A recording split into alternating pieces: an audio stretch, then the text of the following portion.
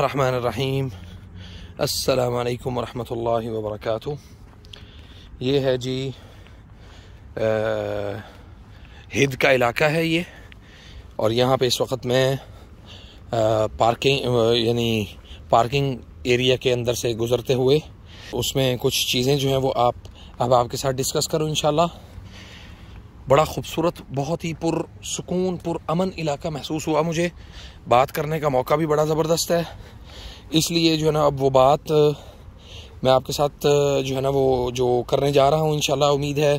آپ کو یہ سمجھ میں بھی آئے گا، اور اس کے فوائد اور اس کے جو ثمرات ہیں وہ انشاءاللہ آپ تک پہنچیں گے بھی۔ صبح و شام کے اذکار کے ہماری زندگی میں کیا اثرات مرتب ہوتے ہیں، اور صبح و شام کے اذکار کے فائدے کیا ہیں، صبح و شام کے اذکار ہمیں کیوں کرنے چاہیے، اور ان اذکار کو لے کے ہمارے اندر جو اہمیت اجاگر ہونی چاہیے، کیا ہم نے اس اہمیت کو واقعتاً سمجھا ہے یا نہیں سمجھا، تو یہ ان ساری چیزوں کے اوپر انشاءاللہ تعالی میں آج بات کروں گا۔ اس کے لیے ضروری ہے کہ آپ سب سے پہلے میری اس ویڈیو کو مکمل طور پہ دیکھیں۔ تو سب سے پہلے قرآن کریم میں اللہ رب العزت نے فرمایا ہے، بسم اللہ الرحمن الرحیم، یا ایھا الذین آمنوا اذکروا اللہ ذکرا کثیرا وسبحوہ بکرۃ واصیلا، کہ یا ایھا الذین آمنوا اذکروا اللہ ذکرا کثیرا، اے ایمان والو اللہ تعالیٰ کا ذکر کیا کرو اور بہت زیادہ ذکر کیا کرو۔ اب ہماری زندگی میں جو صبح و شام کے اذکار ہیں اس کی اہمیت، اور عام روٹین کے اذکار کی اہمیت۔ صبح و شام کے اذکار میں جو سب سے اہم چیز ہے وہ یہ ہے کہ آپ اپنے آپ کو اللہ تعالیٰ کے سپرد کیسے کرتے ہیں۔ بسم اللہ الذی لا یضر مع اسمہ شیء فی الارض ولا فی السماء وهو السمیع العلیم۔ آپ نے یہ دعا پڑھی، تو آپ نے 3 مرتبہ جب یہ دعا پڑھی تو اللہ تعالیٰ نے آپ کے اوپر سے ہر اس چیز کو ختم کر دیا بفضل اللہ، جو آپ کو کسی بھی طرح سے، کسی بھی طریقے سے آپ کو نقصان دے سکتی تھی۔ اللہ تعالیٰ نے بہت ساری ایسی چیزیں جو ہے نا، بہت ساری اس طرح کی دعائیں جو ہیں وہ ہمیں بتائی ہیں۔ سوال یہاں پہ یہ پیدا ہوتا ہے کہ ان اذکار سے ہمیں جو راحت ملتی ہے وہ کس طرح سے ملتی ہے۔ جب آپ یہ دعائیں پڑھ رہے ہوتے ہیں تو ان دعاؤں کا مقصد یہ ہرگز نہیں ہوتا کہ آپ نے جسٹ ایک اپنی زبان سے یہ الفاظ ادا کیے تو آپ کے ساتھ اس کا جو لنک ہے وہ بہت مضبوط ہو گیا ہے، لیکن اس کے برعکس جو ہے نا وہ اگر دیکھا جائے تو ان دعاؤں کا پورا اثر جو ہے نا وہ آپ کی زندگی پر مرتب ہوتا ہے۔ وہ کیسے ہوتا ہے کہ جب آپ نے جو دعا پڑھی، آپ نے اس دعا کا مفہوم اور معنی اس کو سمجھ لیا، اور اس کے بعد آپ نے اپنے آپ کو اللہ کی حفاظت میں دے دیا، تو اللہ رب العزت نے آپ کے لیے فرشتوں کا تعین کر دیا، فرشتوں کو مقرر کر دیا کہ جاؤ میرے اس بندے کی حفاظت کرو ہر اس چیز سے جو اس کو نقصان دے سکتی ہے۔ ہماری زندگی میں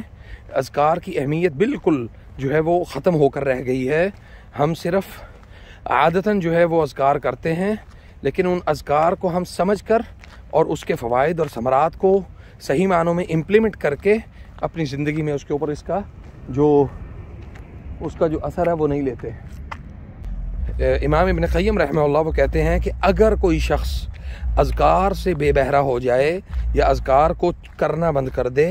تو جنات اور شیاطین اس کے ساتھ کھیلنے لگ جاتے ہیں، ٹھیک ہے، وہ لازمی کھیلتے ہیں اس کے ساتھ۔ اب صبح اور شام کے اذکار ہی کیوں ہمیں بتائے گئے کہ جی آپ نے صبح کے اذکار اس لیے نہیں کرنے کہ آپ کو صبح کے اذکار سے جو ہے نا مطلب وہ آپ کی عادت ہے، اس لیے نہیں کرنے، بلکہ اس لیے کرنے ہیں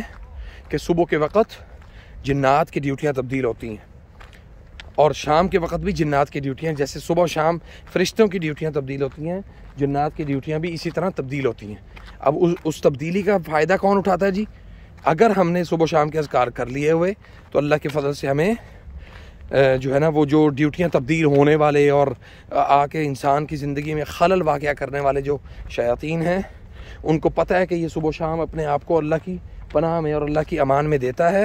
تو ہمارا اس کے اوپر کوئی وار نہیں چلے گا۔ اور اس کے بعد 2-3 جو ہے نا وہ اس طرح کے مسائل بھی آتے ہیں کہ انسان شروع میں بہت عادت بناتا ہے صبح و شام کے اذکار کی، لیکن وہ اذکار جو ہیں وہ آہستہ آہستہ اس کی زندگی سے خارج ہو جاتے ہیں، آہستہ آہستہ کر کے وہ ان چیزوں کو بھول جاتا ہے. پھر شیاطین جو ہے وہ اس کے ساتھ کھیلنے کے لیے ریڈی ہوتے ہیں، وہ ہر طرح سے اس کے ساتھ کھیلتے ہیں، ہر طرح سے اس کو اذیت اور تکلیف دینے کی کوشش کرتے ہیں. تو پھر ہم جو ہے نا وہ جب ہمیں تکلیف اور اذیت پہنچتی ہے تو پھر ہم اس کے بعد پھر اذکار کی طرف اپنا رخ واپس کرتے ہیں. تو اللہ تعالیٰ سے دعا کریں کہ اللہ تعالیٰ ہمیں شیاطین اور جنات کے شر سے اللہ تعالیٰ ہمیں محفوظ فرمائے، اور اللہ رب العزت ہمارے لیے خیر اور آسانیوں کے دروازے کھولے یا رب العالمین. جو لوگ فوت ہو گئے اللہ ان کے اوپر رحم فرما، جو اس دنیا میں موجود ہیں اللہ ان پر بھی رحم فرما، اور ان کے حالات و واقعات احوال کے اوپر اللہ رحم فرما. فجزاکم اللہ خیر، والسلام علیکم ورحمۃ اللہ وبرکاتہ.